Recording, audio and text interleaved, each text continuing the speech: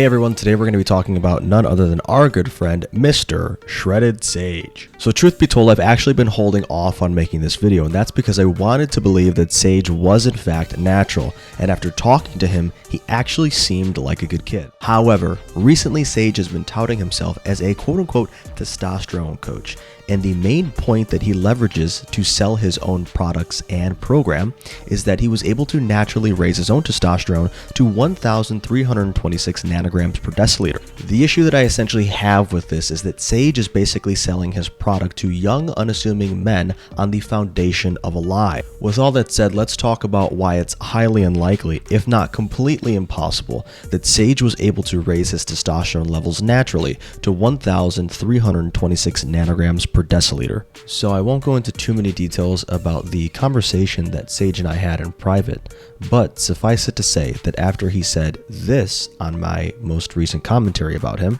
we had a discussion.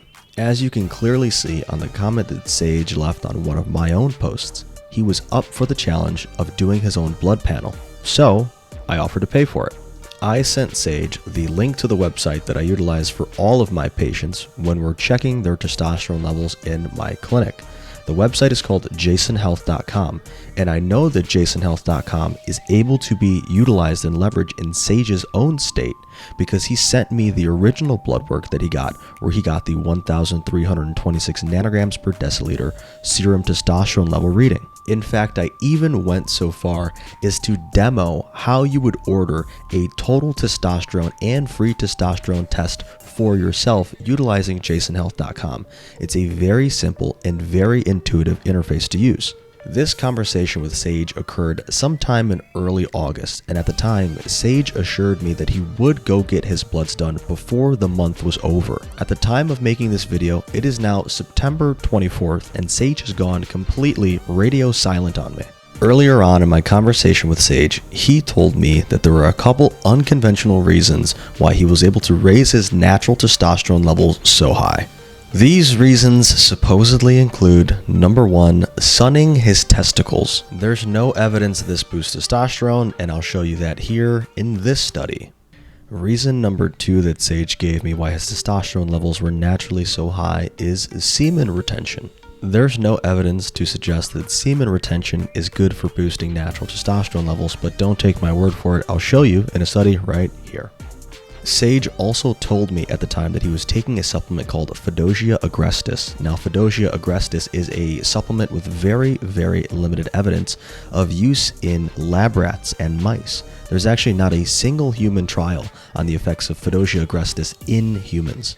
The only plausible explanation that Sage gave me as to why his testosterone levels were so high naturally is because he was of a low body fat. Now, while there's definitely evidence to suggest that having lower levels of adiposity does seem to boost testosterone, that would still not put you above the normal physiological reference ranges for total serum testosterone levels. Now, despite essentially knowing that Sage is lying to me at this point in time, I still wanted to give him the benefit of the doubt.